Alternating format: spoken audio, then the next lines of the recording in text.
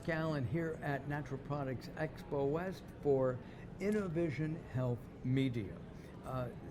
Our forefathers ate all kinds of things that we no longer eat, and that brings us to folk revival.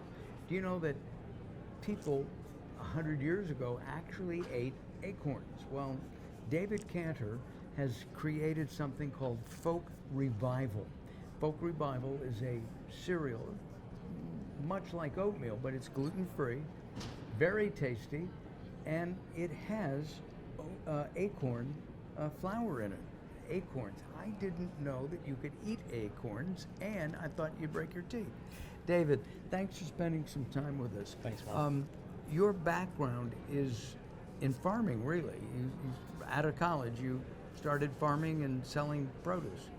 That's right. After college, I moved out to New Mexico and started an organic farm and did that for a few years in my 20s, long time ago, and then studied agriculture policy back east, and I've been in the natural foods industry, really growing small startup natural and organic brands ever since. And this is your own? And this is my own. This is your own. So, did we eat other things like acorns? I mean, I can think that, you know, I live in Thousand Oaks, California. At one time, there were just all kinds of oak trees, and they dropped acorns. We could have picked those up, turned them into flour, and eaten it. Yep. It was a big part of the diet of the native indigenous communities along the California coast for thousands of years. Got it. So, are acorns healthy for us? Yep. They're filled with vitamins and minerals and have the similar nutritional profile of other tree nuts like almonds and walnuts, you know, a good balance of protein, fat, and carbs. The Folk Revival cereal is gluten-free. Yep. Right? Which is important. Very little added sugar. No added sugar, so it's sugar-free. It's very high protein, 20 grams of protein, very low carb. Each cup, depending on the variety, is less than 5 grams of carb, no sugar added. All gluten-free, and we'll be working on our certification as well. Yeah. So we're a very young company. It is gluten-free, all gluten-free ingredients on a gluten-free line. We're just getting started. So we'll be certified later this year. And you are yourself young. I didn't say that before. I love it. Nicest thing anyone said to me all day. Got it. So with Folk Revival, when I've eaten it, I've eaten several of the flavors. The blueberry, I think this is maple walnut, is my favorite so far. But what I want to know is that when I eat instant oatmeal, Yep. okay, 2 hours later I burn through it and I'm hungry again. Mm-hmm. I find this more filling. Mm-hmm. Why? Are you asking why? And I'm asking you why. Also, this is more calorie dense. Yeah, so oatmeal's great, but oatmeal is, it's a lot of carbs. So your average cup of oatmeal like this that you could find on the shelf at a grocery store might have about 30 grams of carbs. So this has, like I said, less than 5 grams of net carbs. It's primarily protein and healthy fats. So and there's a ton of fiber in it, and fiber is important. It sort of providing satiety, making you feel full. And even though it's just a small little cup, if you eat this for breakfast, you will not be hungry until your next meal. It's really nutrient dense. What are some of the other, I'm putting on the spot, are there other things that people 100 years ago used to eat that we don't eat anymore? The diet has changed a lot. So they didn't have McDonald's 100 years ago. So 100 years ago, they didn't have McDonald's. So when you think of like the founding fathers and revolutionary times, I guess, which I think is sort of what you're hinting at, what was a big contributing factor, a contributor to caloric intake was cider.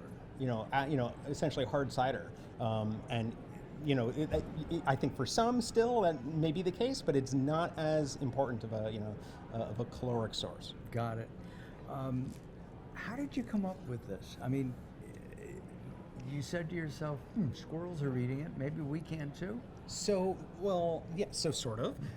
So I've been playing with acorns for a few years. So I used to run marketing and innovation and R&D for a natural foods company called Dr. Prager's. So I've been in this space a long, long time. When I left that job to launch Folk Revival, I knew I wanted to focus on a brand that was sort of dedicated and really focused on reviving heirloom foods, reviving like heirloom and heritage foods, but also delivering real functional nutrition. So the idea came to mind, and I was already eating this like very high protein, very low carb oatmeal, and I had already played with acorns, and like Eureka, sort of the first product to launch under the new Folk Revival brand, was born. What's the difference between heirloom products? Okay, you go to the market and you can see heirloom tomatoes. Yeah. I've seen heirloom citrus. What's the difference between that and, say, a tomato? So Or tomato. So I mean, so one, so just very simply, heirloom ingredients, heirloom seeds. There's all sorts, not just tomatoes, but all sorts of heirloom vegetables and grains. They're typically not, they're not bioengineered. They're not even hybridized. They're usually open pollinated, right? They're usually sort of true to their type, and they're bred to be saved and then planted the following year. And they're often indigenous to specific areas. So a good example that some people are familiar with would be, say, the chilies, indigenous to specific valleys in New Mexico. Right? So there's Hatch chilies, Sandia chilies, Chimayo chilies, right? So it's a great example. Which are now grown all over the place. That's right, but they're sort of indigenous and to specific areas. Got it. David, thank you very much. My pleasure. What's the next thing that's coming out from Folk Revival? We're launching a handful of new flavors, and we're also launching a handful of new breakfast items. Got it. Hey, thank you for spending some time with me. Thanks for having me and Folk Revival here. At Natural Products EXPOWest, I'm Mark Allen for Innovision Health Media.